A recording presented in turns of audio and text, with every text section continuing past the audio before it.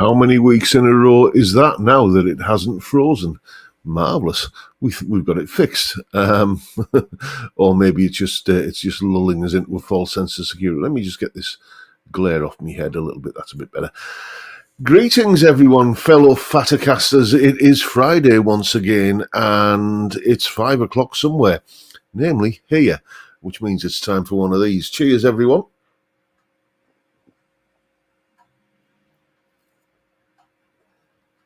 Oh, dear me. Let's get the housekeeping out of the way. Carlsberg export, because Heineken was unavailable this week. But actually, this is quite a smooth drop as well. It's just a little bit more lively on the pour, it has to be said. So get ready to type multiple instances of the word flake in the chat this week. A couple of things I've actually got made notes about this week that I want to talk about, because usually I just wing it. About 5 to 5, I usually start thinking, what the hell am I going to talk about this week? But there's going to be a fair element of that. But a couple of things I just want to cover here, both relating to, rather special guitars. But before we get into any of that, before we talk about any of the stuff that's happening on the channel this week or anything, the custom in this parish is that we see who was teacher's pet. First in this week, once again, Rent to Kill. You've got your crown back, mate. And then Grandpa Joe, David James, Johnny Random, Peter Nicholson, Anton. Theme Tunes is in, so is Silent Hybrid. Malcolm Spillett, Steve Hale, Mark Kerno, Peter Collins, Tom Clark is in. Who else we got? We got Rubbish Guitar Bloke, Dave Fiendish, who's been up at the hospital, just got back all okay, looking forward to having a beer with you. Well, that's all that matters, mate. As long as it's all tickety-boo, then good for you. Then we got Dr. Gomez, Ben Allmark, Amadeus, John Ross, Frank Boland, Vincent Brennan, Paul Trainer, BSC. We've got Nathan. Excuse me. That's better in than out. Nathan, who's missed a couple of weeks now following a hernia operation, I can honestly say very happy to be back here doing this. Well, it's good to have you back, mate, and hope you're on the mend. Grandpa Joe there is wishing all the very best for this weekend, which starts off at beer o'clock. It does indeed, yes. I've been beavering away today. I've been a busy old lad today, and I'll tell you all about that as we crack on. Excuse me. Then we got Johnny D, Malcolm Thompson, Michael Dodds saying, "Did you have spam this morning, John?" Yes, me and the dog polished off a tin of spam between us. 3 thick doorstep slices of spam through the air fryer, nice and crispy, between 2 big thick slices of bread, loads of mustard and ketchup, and then the rest of the spam just got chopped up into little cubes and went into the dog's bowl. And, I think he enjoyed it. I'm not sure. Maybe he was just being polite. Do you know what I mean? But, it was certainly a kind of a magic trick, how to make half a tin of spam disappear. Anyway, then we've got Barry McGee, and we've got Chris Otterwell. We've got 60s Man. We've got Malcolm Spillett, and Calby and the Rocco Cat, Robert Forsyth, and Mark Kerno, no less. There's Austin Barrett and the Essex Cat. We've got David Evans. We've got Peter Goddard, John Channing, and my mate from around the corner, Colin Falcon. Mark Kerno is in, and so is Thomas Mulvaney. And let's have a scroll down to find some new names. We've got Jamal123, Peter Goddard, who is saying he loves the preview photo of my Les Paul. Yes, it's looking rather good, isn't it? If you haven't seen that, it's on the community tab. Agrajag are doing some fantastic work on that guitar, and pretty much the definition of a forever guitar. And we're going to be talking about Agrajag later on in the stream. We've got William Forrest, then, have I said Calby and the Rocco Cat yet? If I haven't, I just have. There's Jem Powell. First time on this forum. John is showing great patience in giving me lessons. You're a pleasure to teach, mate. You're a pleasure to teach. It's just genuinely lovely to. I mean, Jem here, who is as you've gathered, one of my students, I'll show him something in the lesson, and you can see he's fizzing with excitement to go away and practice it. Those are the kind of people I like to teach. It takes no patience at all, mate. Then we've got Peter Collins, Martin Bix, and we've got Sargi in, and Robin Fawcett.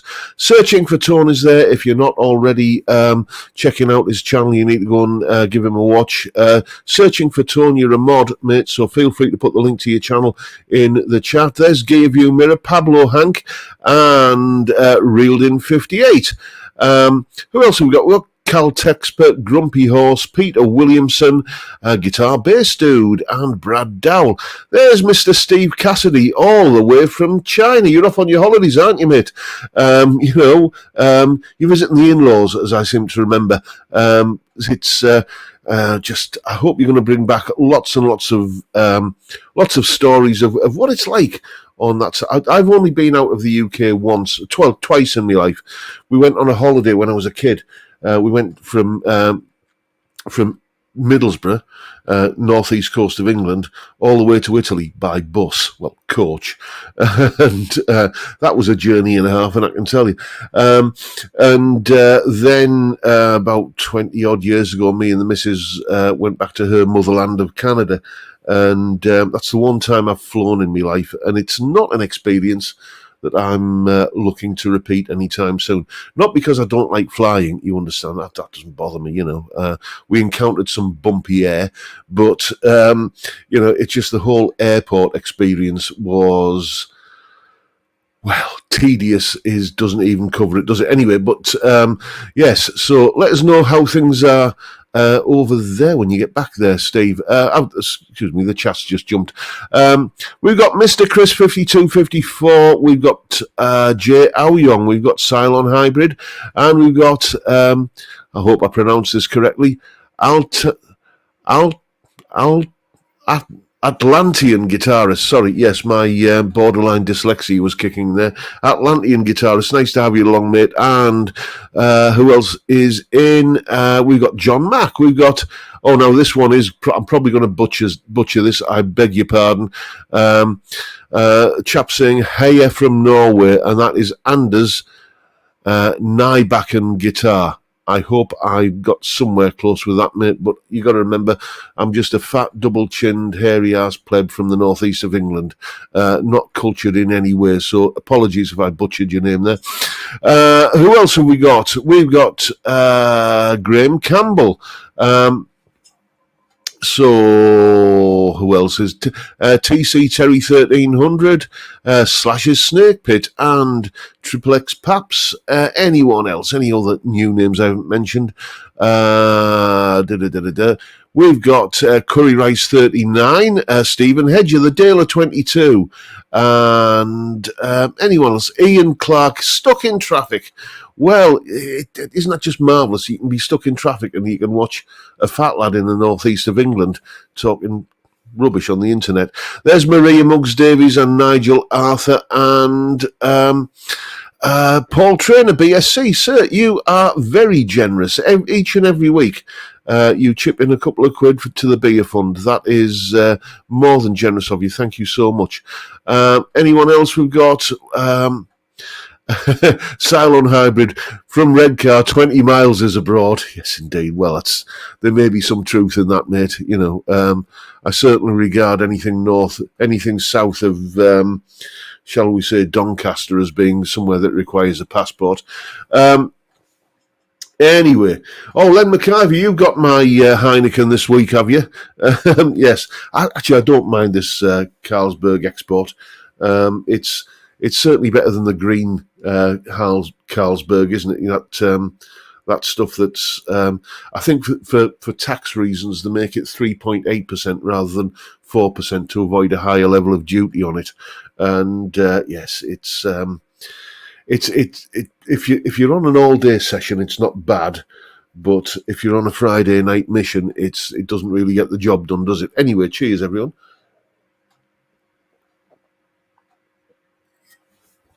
And then it was gone right before your very eyes. Excuse me while I just top things up here. As I say, it is a little bit of a lively one, this Carlsberg export, so I'm probably going to end up with that much beer and that much head. So once again, for international viewers, I shall explain the terminology that we have here. In the UK, we have this tradition of buying an ice cream cone which has a chocolate flake bar stuck into the top of it. And if someone pours you a pint of beer with an overly frothy head, in order to express your displeasure at that, you say, "Can I get a flake in that, please?" Because you're making the point that it resembles an ice cream more than it resembles a pint of beer. So that's why people type flake in the chat, if anyone's wondering. It's been a while since I've explained that, so I just thought I'd run that one past you. But that's not a bad little pour. I'm happy with that.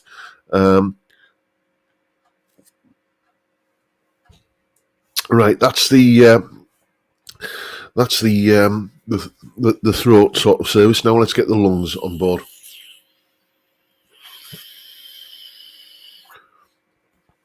And the bad news this week is that my local emporium that sells me supplies for this thing has unfortunately closed down.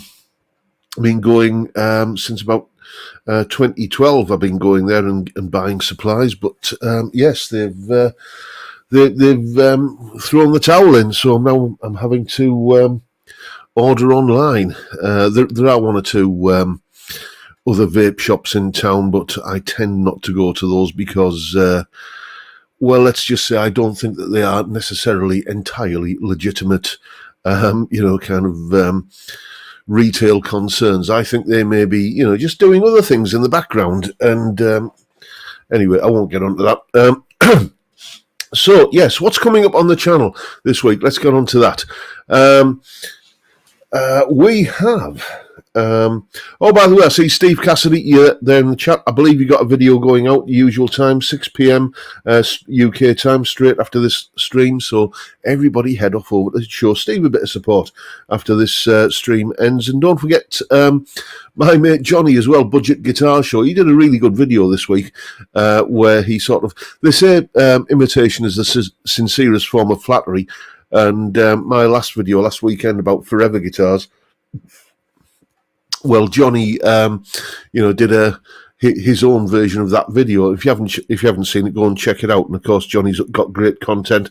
He usually does the Sunday sessions, doesn't he? Which, apologies, Johnny, I can't remember what time that goes out on a Sunday because I always catch it on a Monday when I'm sat in here doing paperwork on a Monday morning. I'll watch it on catch up. But anyway, what's coming up on the channel this week? Sunday. An observation that many of you will have probably come up against in discussions with your nearest and dearest. Why do you need all of those guitars? They all sound pretty much the same to me. Well, do they? That's what we're going to find out on Sunday. And this video does contain images of Dougal, by the way. It's one of these blind test videos where, just for a bit of daft, I play the piece of music accompanied by pictures of the dog frolicking around. Then on Monday, here's a question for you. What do you think is the most famous blues guitar solo ever played? And I'll give you a clue. It fits every description that you would normally think of as a blues guitar solo. Mr. Chris is saying, now's the chance to chuck the vapes, bud. No, I get an immense amount of pleasure from it. And I'm, no, just basically no. I think you forgot for a moment there that you're not me man. So, that's an end to that discussion. Roy Angel, what are you saying there, mate? Oh, thank you for the super chat, by the way. I'm usually a Strat player, but I bought Les Paul Tribute. Do you have any advice for dialing in a blues rock tone? Yes. Bridge pickup. Set your amp how you normally set it for kind of a crunchy edge of breakup tone. Go to the bridge pickup and roll the tone control all the way off.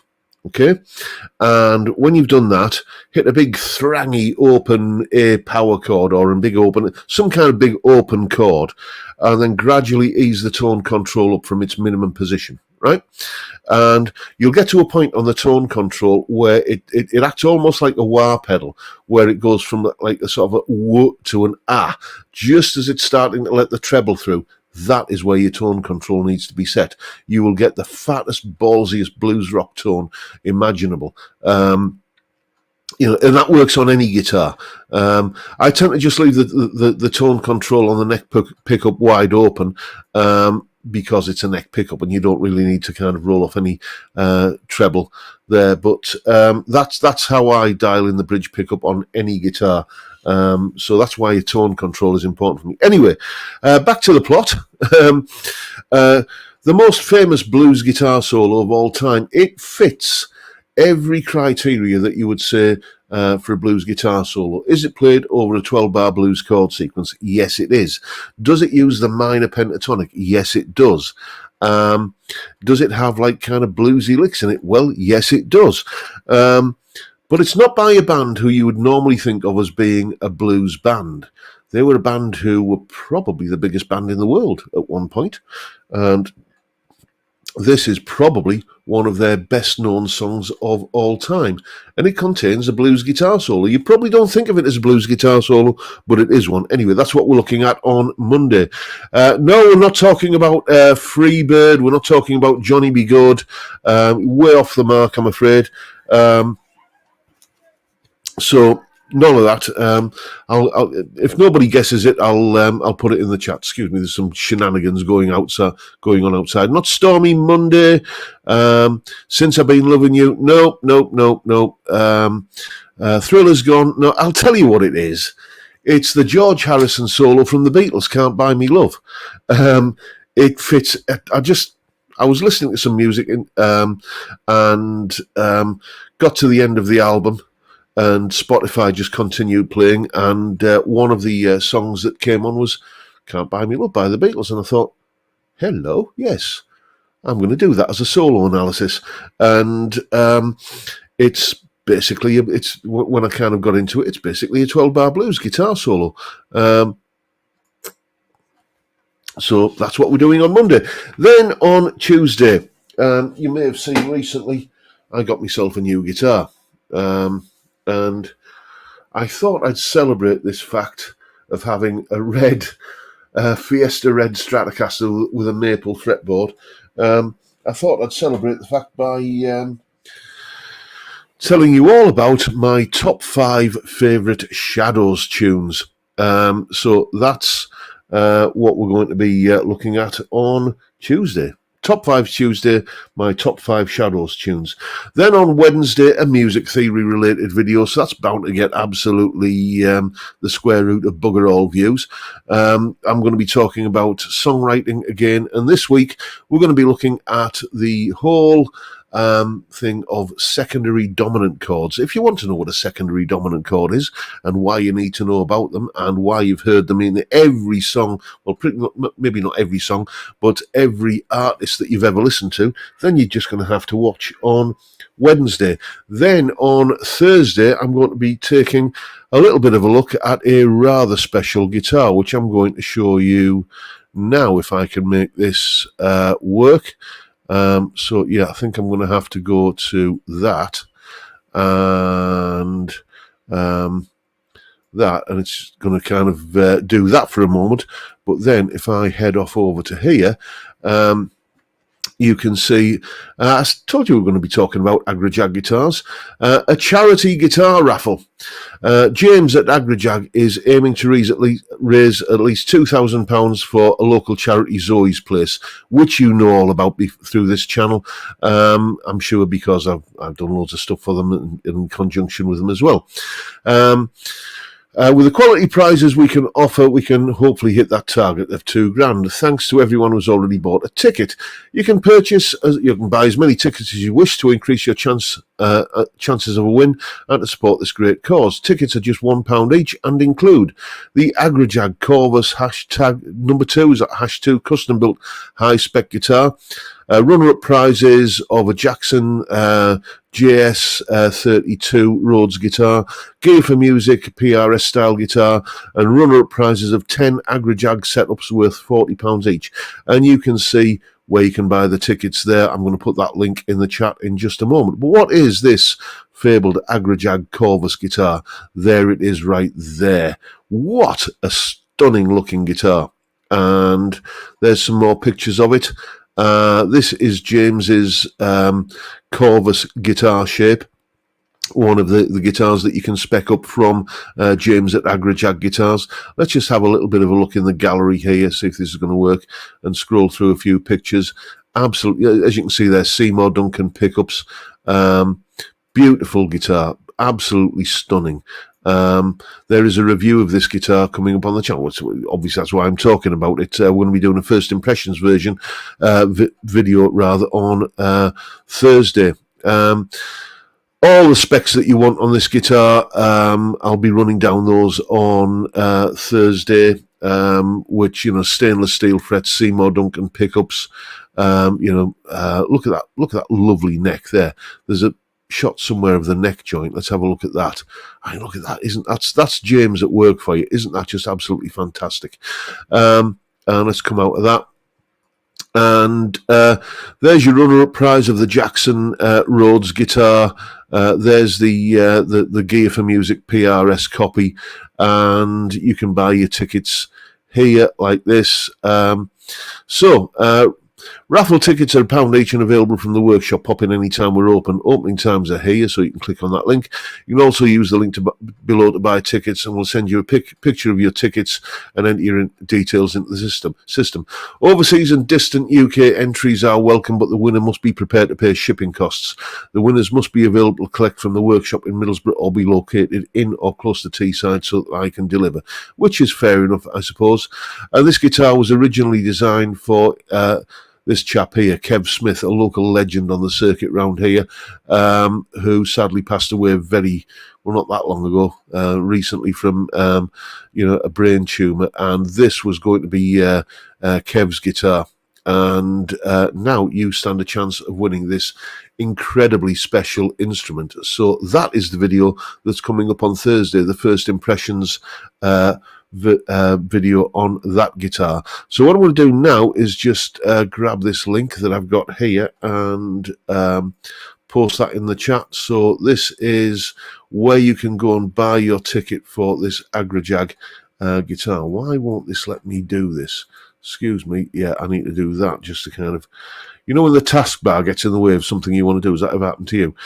So there is the link coming up in the chat right now to the Agrajag Guitars charity raffle. Please show James a bit of support, a lot of support for this raffle. I bought 20 quid's worth of raffle tickets, and a good mate of mine has who doesn't even play the guitar has stumped up for 50 quid's worth of tickets, because it all goes to Zoe's place.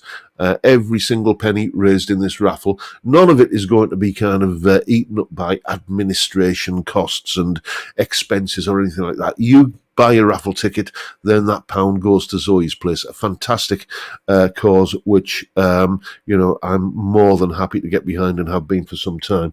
So that is the Thursday video. That's been a long-winded way of telling you what's coming up on Thursday, but that is what's coming up on Thursday. Once this stream is over, what I'll do, because I can't put stuff in the comments yet in the stream, but once the stream is over, I'll put a pinned comment with that link in the stream as well, so you can go and grab your tickets from there. And as I say, there will be videos coming, but at least a couple of videos coming up on this guitar in the coming days, the first one of which is on Thursday. So that's what's coming up on the channel this week. What's that there, mate? Hey, John, that guitar just appeared on the website for Gardner Holgate, the auction house. Did it? Really?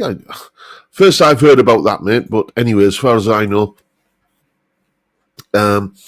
maybe they're plugging the raffle. I don't know.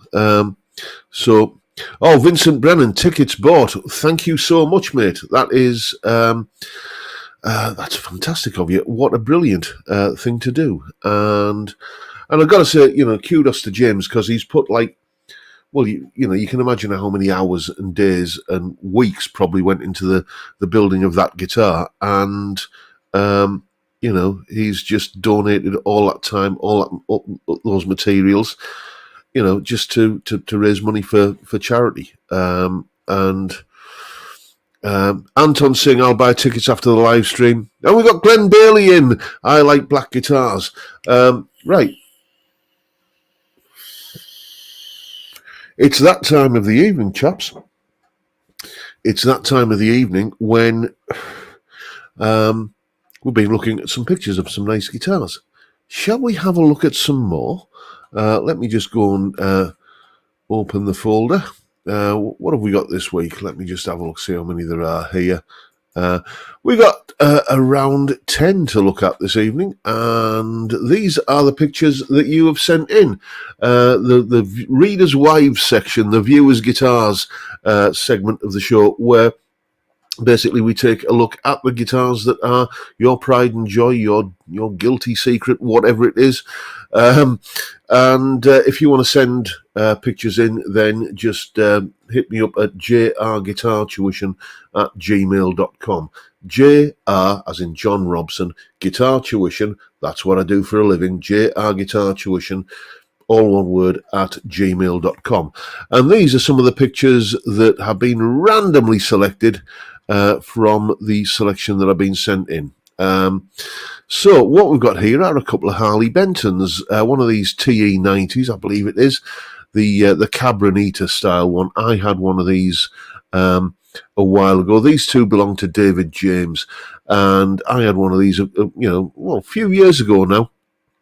And I was quite taken with it. Unfortunately, I had to part company with it to pay a bill or two, but I still have fond memories of this guitar. And I said to David, I used to have one of those. And he says, yeah, I know. I bought mine because you were so keen on yours. They are a nice guitar. They're one of Harley Benton's cheaper guitars. What I would like to see Harley Benton do, with the ST Moderns and stuff that they've been doing, I would like to see this one get that sort of treatment. The roasted maple and the stainless steel and yada, yada, yada. I'd like to see that. And then we have this sort of jazz masterish kind of thing here, if you like that sort of thing. My shall we say, my opinion on Fender offset style guitars is well known. If it floats your boat, then good luck to you. It's just not my cup of tea, but it is a nice example of the breed. Anyway, what we got here? We've got some Strats from Gear View Mirror. He did tell me what they all were in the email, but I haven't got that to hand at the moment. But what a lovely looking group of guitars. You see we've got we've got Triple S kind of set up there. We've got HSS there. HSS with a tortoiseshell pickguard and a sunburst finish. Guess which one that would get my vote there? And just interestingly, I feel I never really need two of the same variety of guitar. But, some people obviously do. So this is the one that interests me the most. This is just no nonsense, hardtail, humbucker, single coil, single volume knob. That has, sort of 80s rock written all over it, doesn't it really? Like a Jake E. Lee kind of thing. And we've got Gear View Mirrors single cuts. Looking at these, they all seem to have the swoopy kind of pointy bit here. So I'm guessing that most of these are, I can see Roswell pickups in that one, Tesla pickups in that one. So I'm guessing these are all Harley Bentons. I like the Go Faster stripes on that one. It has to be said. And just like a Les Paul Special or a Les Paul Junior always looks even more cool with just a sticker or something there, doesn't it? Fantastic stuff. Lovely looking bunch of single cuts there, mate. Like the P90s in that one, has to be said. Then we've got Glenn Bailey's rig here, which what have we got there? We've got a Fender, is that a HSS Strat, 22 frets and a HSS layout and a CBS headstock. I'm guessing that's an American Performer.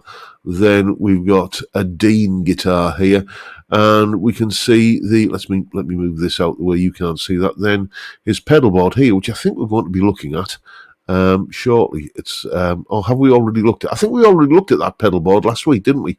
So it's not just guitars. If you want to send in pictures of your entire rig, your amp, your pedal board, whatever, then feel free, jrguitartuition@gmail.com. And this is Len McIver's pedal board. Let's see what we've got here. We've got an overdrive. What's that? Is that Noble's overdrive? Strymon Cloudburst. Carbon copy, delay, phase shifter. I'm guessing this one here, that's your tuner. And what's this one here? A Polara. I'm not a big pedal aficionado, but just the graphics on that suggest that it's something, very, very psychedelic sounding, shall we say. And what's this? A Memphis Sun, which I'm guessing that this is some kind of slapback device, Memphis Sun Records, and it's I can see the word echo there, so that's probably some kind of tape echo sort of thing. It's I love seeing people's pedal boards as well, because it gives you a bit more of an insight into the kind of music they make. It's a pedal board tells you more about how someone plays, I think, than possibly their choice of guitar. You see someone playing a Strat and you think, well, yeah, that tells me that you could pretty much play anything, but this kind of gives you a bit more of an insight, doesn't it? And I'm thinking some kind of tape delay simulation there. There's got to be at least a pinch of rockabilly in what's going on through this pedal board. Then we've got Mark Fay's 1988 USA Strat, and he told me the full story of this guitar in the email. It's had quite a few mods, as you can see. We've got I think that's a custom wound P90 in the neck there, certainly a Seymour Duncan in the bridge, and lovely kind of pearlescent black sort of finish. It'd certainly come out as that colour in the camera, mate. And is that me, or does that tremolo arm look like it's sort of got some kind of something a bit modified about it? I don't know. Anyway, Mark, if you're in the chat, let us know. And then Mark's pedal board, another pedal board thing here. And what we've got here is a tuner going into delay pedal, then into an overdrive, which obviously works for Mark, but the conventional wisdom is that you would put the overdrive before the delay. But it obviously works for Mark, so who's to complain? Then we've got a Marshall reverb pedal. Do you get the feeling that Mark might be a bit of a Marshall guy? Even when he buys a delay and reverb pedal, it's by Marshall. And then he told me about this boost pedal. I think it's called a Boo pedal, kind of artisan-made boost pedal, which he was quite enthusiastic about in the email. And yeah, Mark has his phone number on there, but I pixelated that out of respect for him. Then some guitars from Ralph Clark, a lovely group of S&T type guitars. That looks very much like, I think this is a Player Series Telly, maybe, correct me if I'm wrong, but that looks almost identical to my old Light Ash Telecaster. Then what we've got here, we've got a Jet JS300 perhaps, and what's this one here? He did say in the email, but as I say, I haven't yet got the technology to get the email available while I'm looking at the pictures. But yeah, lovely guitars, mate. And Another one, I'm still ploughing through guitars from this collection. Richard Crediton Hughes, who is a mate of a regular viewer of this channel. Dave Phillips. Richard is a mate of Dave's. I've had a couple of Dave's guitars on the channel, and this is another parts caster by Richard. I do like this look. I really do like this look of having a Strat headstock or a Strat-ish kind of headstock on a telly. I think it goes back to that sort of picture of Clapton playing a similar guitar in Blind Faith. Unvarnished body made of an unknown wood, which Richard had propping a door open for some years. Quite a pair of Strat necks, and looked into his parts bin to see what other parts he had. The slightly tarnished ashtray bridge and control plate had a rustic look, as do the Wilkinson brass saddles. This has Evil Sheep pickups in it. Lovely looking guitar. It just looks like a proper no nonsense, get the job done, taking care of business guitar, that, doesn't it? And the final one this week is a picture of Russell Gibson wearing a Fatacaster's t-shirt. There he is, there proudly displaying his fine garment. And that just is a reminder that if you have a picture of yourself wearing one of these, then send that into the to the same address, jrguitartuition@gmail.com. And I want to start if enough people have got the t-shirt, like another feature of doing the t-shirts. But I can understand why some people might be reluctant to buy one of these t-shirts. They cost about 30 quid. That's Teespring's doing, or T as it's called Spring now, isn't it? That Teespring, as I always used to call them, that's their doing. Out that 30 quid, I see about 8 quid of it. So I'm not ripping you off. that's just in order for me to make any money at all out of these shirt sales, they have to be priced, shall we say, at the more exclusive end of the pricing spectrum.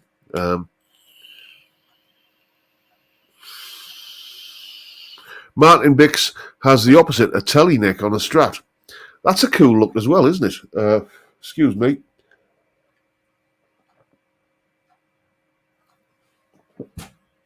Right, apologies if I've missed anyone in the chat, but I have got some notes here, and I do sometimes get carried away with blethering on about trivia.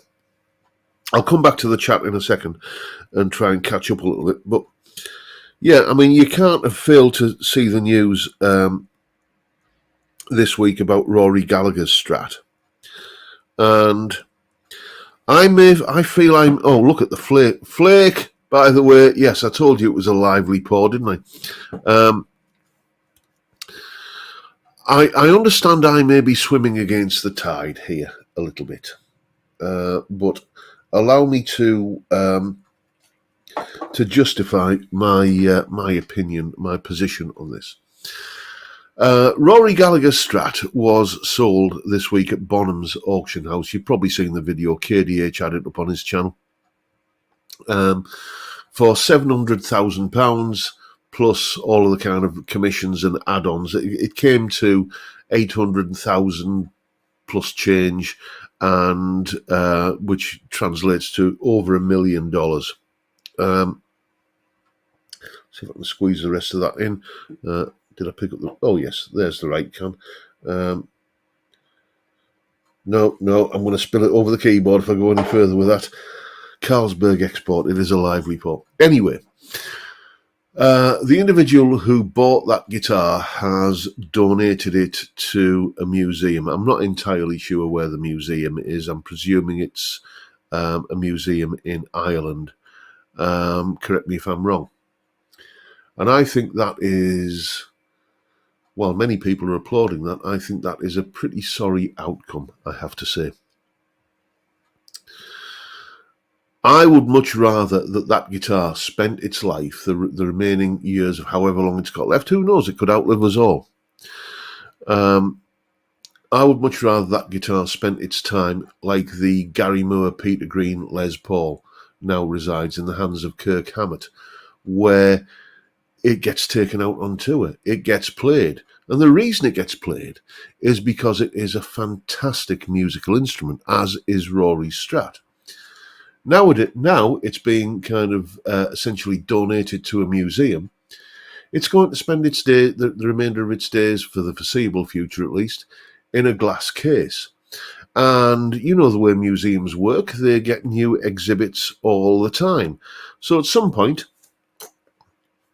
it will be taken out of that glass case and it will be wheeled off on a trolley to some dusty storage facility somewhere, and maybe brought out on high days and holidays when a visiting rock star that's made subsequent, filled in the necessary forms and made the subsequent requests, decides that they would like to make some kind of public appearance with that guitar. And I think that is incredibly sad for a guitar that is just such an iconic blues rock guitar. I want it to be played. I want it to be used daily. I want some famous guitar player to own that guitar and record maybe a tribute album to Rory with it.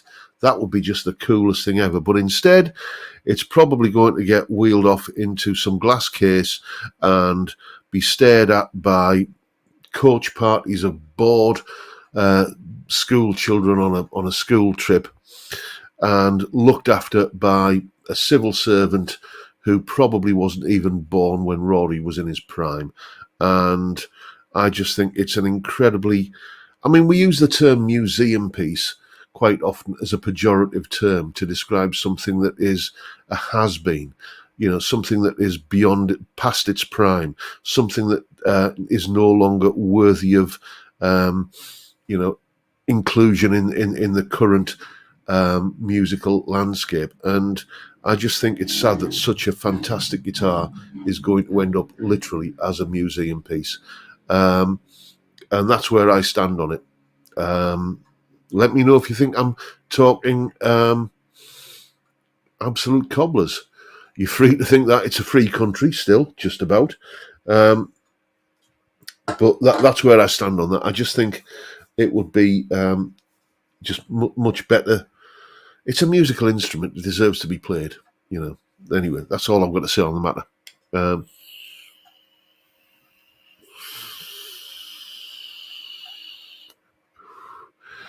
Searching for tone. Jem Powell saying, point well made. Searching for Tone is saying, I think it would be great if it did both, where you could visit it and the famous guitarist could drop in and play it there, live stream it for free so everyone could enjoy. If they could come up with some way of doing that, then I would be, that would scratch the itch for me. Mr. Lamb, sir, you are a super chat from the Lamb. I'm honoured. Eloquent rant, well put. What was that a rant? Was that a rant? Perhaps it was a little bit. By the way, don't forget Lammy's live stream Mondays at 7:30. It's the most fun you can have with your clothes on, basically.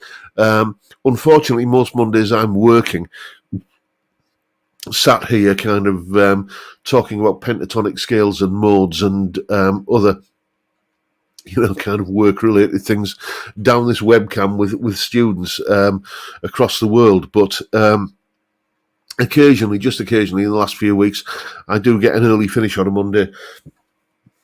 And while the missus is watching Coronation Street, I always like to kind of just fire up the laptop, put the earbuds in, and watch a bit of Lammy live. It is fantastic. Mondays 7:30 UK time. Lammy, put your link in the chat, mate.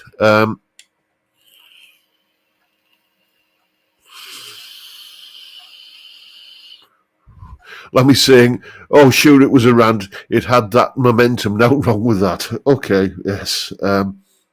I've often been told I'm good at ranting. Some people have actually said I should go into politics, but the problem with that is both my parents were married. Anyway,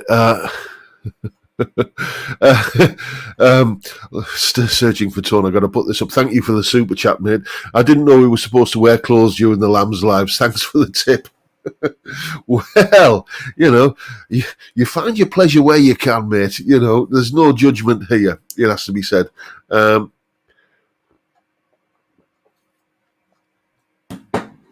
Mississippi Blues is in, and he says, totally agree about about Rory Gallagher guitar. I honestly thought when I came out with that, when I was just composing my thoughts before, in the 5 minutes before I hit go live, I'm thinking, I'm going to talk about Rory Strap. That was in the news this week. I thought, I bet I'm going to get some pushback on that. But it's the few comments that I've actually seen. Apologies if I've missed you and you think I'm an idiot and I haven't read you out. It's not because I don't read out opinions from people who think I am an idiot, because there are certain members of this household who might agree with you. Say no more.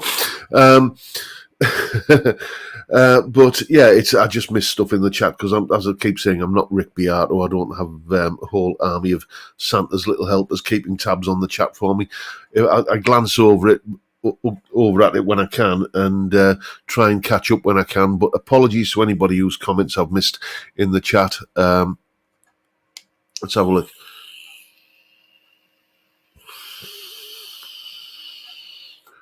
Oh yes, and Lam was. I made a comment on Lam's live stream last week that he was getting a great tone out of his Telecaster. He's got some 51 Nocaster pickups, tremendous.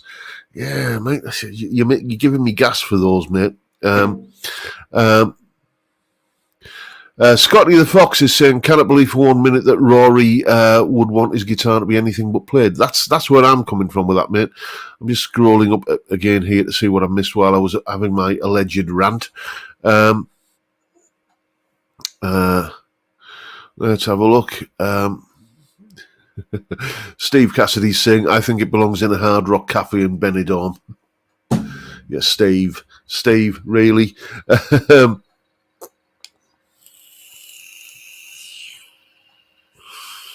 Oh, I've just woke this PC up, excuse me. There, go back to sleep, you. Thank you. Right, I must have knocked the mouse inadvertently. Anything else that I've missed in the chat that is... oh, Johnny D, what are you saying there, mate? My mate's brother supported Rory in the 80s, so friendly he spoke to us for 30 minutes backstage. I watched his set from the wings. I even had a sneaky touch of the Strat as he walked past me to the stage. Yeah, that's... I bet you didn't wash your hand for weeks, did you, mate? Steve Cassidy is saying, Kirk Hammett doesn't deserve it, though. Let's give it to John Mayer or something. He used to play a Relic Strat anyway. Yeah, well, opinions vary, shall we say, Steve. I've really, really, really made an effort with John Mayer. I really have. Back when he first hit the news, because he was, wasn't he with some lass that used to be in some TV show or something? I can't. My wife would be able to tell you because she's in the hairdressers. She's all over those gossip mags and everything. But that's when I first became aware of him, and I thought, oh, blues guitarist, kind of bringing blues to a new audience. Yeah, and I tried with his stuff, but it just, I can't quite get there. I've got to tell you. He's a fantastically talented musician, and here's my point. It's the same thing with what I noticed about John Mayer was very much the same thing I noticed about Joe Bonamassa. With Joe Bonamassa, if I want to hear somebody that sounds a lot like Gary Moore, then guess who I'm going to listen to? Gary Moore. And John Mayer seemed to have that sort of Stevie Ray, Hendrixy kind of thing going on, maybe with a bit of John Frusciante in there. And I thought, well, yeah, but I've got albums that feature all of those players already. I mean, it's great that he's bringing it to a new audience. Neville Martin actually proves my point for me. Neville Martin, one-time editor of Guitarist magazine, and what he doesn't know about guitar is because you got to know your stuff if you're editing a magazine like Guitar Player or Guitarist rather. He said that when he first heard Stevie Ray Vaughan, he thought, well, yeah, this sounds like Eric Clapton and Albert King, but I've already got loads of Eric Clapton and Albert King records, so if I want to listen to somebody that sounds like that, that's who I'll listen to. He said that. I distinctly remember him saying that in his Guitarist magazine column years ago, and that's kind of where I am with John Mayer. And Joe Bonamassa. I don't dispute their talent. I don't dispute their reach as musicians to turn new people onto a style of music that I am very, very fond of. It's just that, I prefer other people when it comes to what I gain enjoyment from listening to. John Mayer isn't, and Joe Bonamassa aren't there.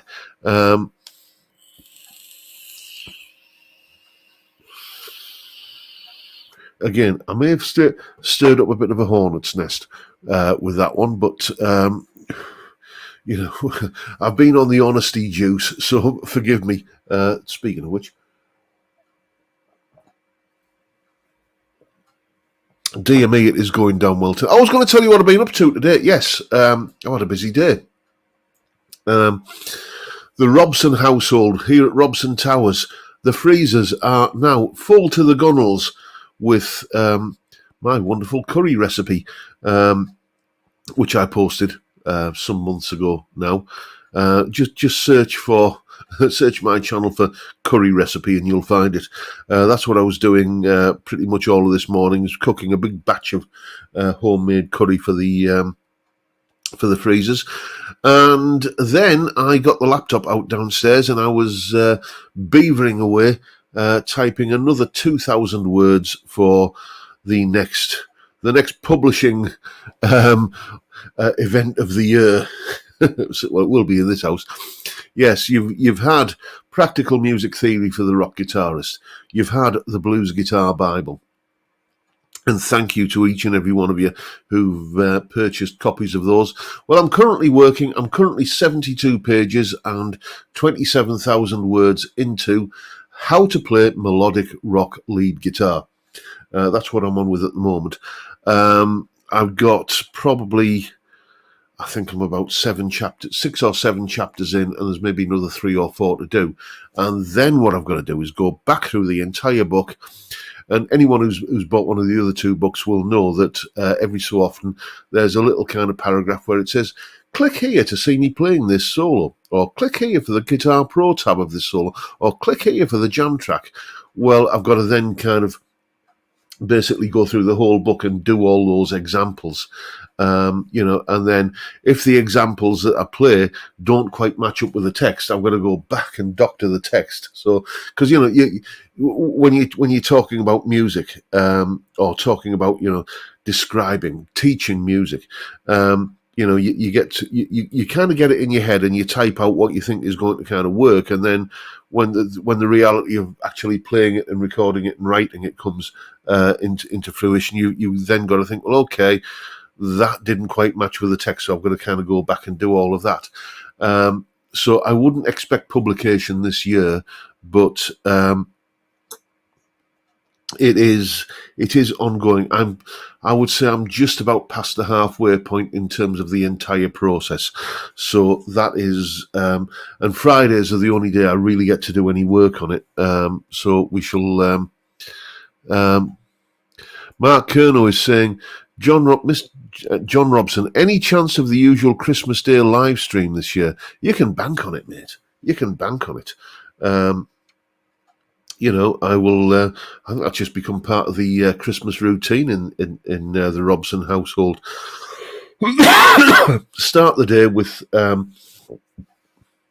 gunfire, which is tea or coffee, depending upon your preference. With me, it's coffee, laced with a healthy glug of rum, and then a full English breakfast: bacon, eggs, sausage, beans, tomatoes, hash browns, black pudding, toast, the whole Monty. And then a couple more beers, unwrap the presents, and then probably do a live stream, by which time I'm usually sort of... shall we say I'm lubricated? Shall we say the muse has visited?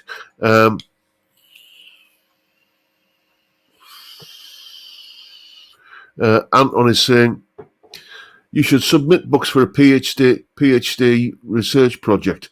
Should qualify you for that. Qualify with that amount to Dr. John Robson. Yeah. The world of academia isn't really for me, though.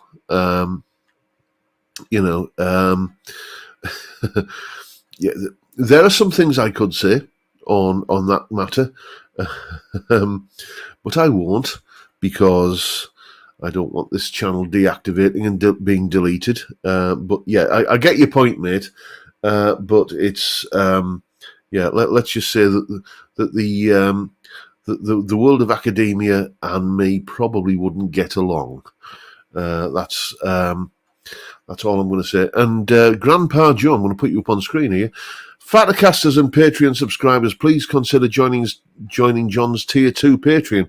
With all his great content, you also got a twice-a-month Zoom chat. On the way out, please hit the like button. Well, thank you, Joe. That is a lovely plug. Yes. I got so wrapped up there, I had to rely on Grandpa Joe doing the shilling for me. Yeah, the Tier 2 thing is really taking off nicely. As Joe says there, what you get is hang on,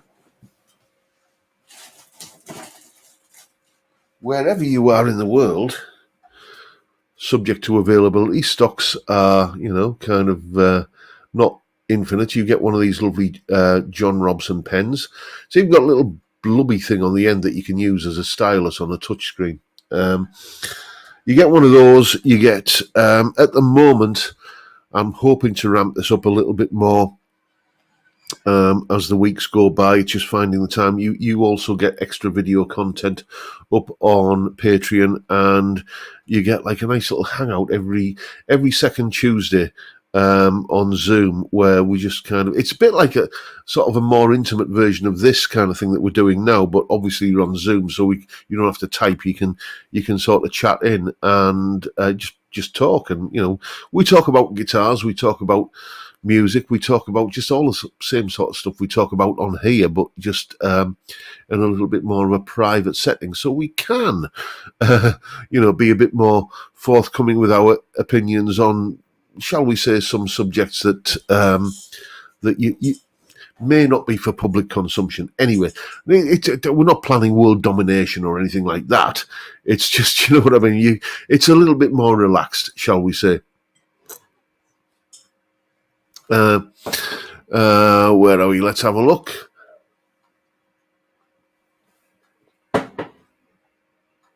Top 5 guitar tuition books. Now, there's a good subject, says Tom Clark. I'm going to write that down. Top 5 guitar tuition, if I could spell, books, and Tom Clark, so I can name check you in the video. That is something that I am sort of struggling a little bit with, it has to be said, is the top 5 tunes. Not struggling, but when I first started doing these top 5 videos, gosh, 4 or 5 years ago, it was easy. What are my 5 favourite live albums? What are my 5 favourite blues albums? What are my 5 favourite albums in this? Who are my 5 favourite guitarists in this style? And so on and so on. And, I'm a bloke, so I like making lists, but occasionally you do something. What am I going to talk about this week? Same with the guitar solos, all the obvious kind of classic guitar solos. I was starting to run out of ideas for those, and the views were starting to dip a little bit. So I've just done a really good one, though, that's going to be going out in a few weeks' time. So make sure you check that one out. But yeah, it was getting to be like, what am I going to talk about this week? So any suggestions, like Tom there, for top 5 guitar tuition books? I've already made the list in my head while I've been blethering on about it. Check it. So check that video out when it comes out. Anyway, we're coming up to the end of the rails here, chaps. Go and watch Steve Cassidy's video straight after this. I'll be watching it later when the wife's watching Coronation Street. But now I've got to go and eat some curry and drink some more beer and make merry. It's Friday. That's what we do. Thanks for watching, everyone. And it's a fat, bald northern bloke saying thank you for watching. It's been a blast, and I'll keep on doing it till you're sick of me. But for now, time, gentlemen, please.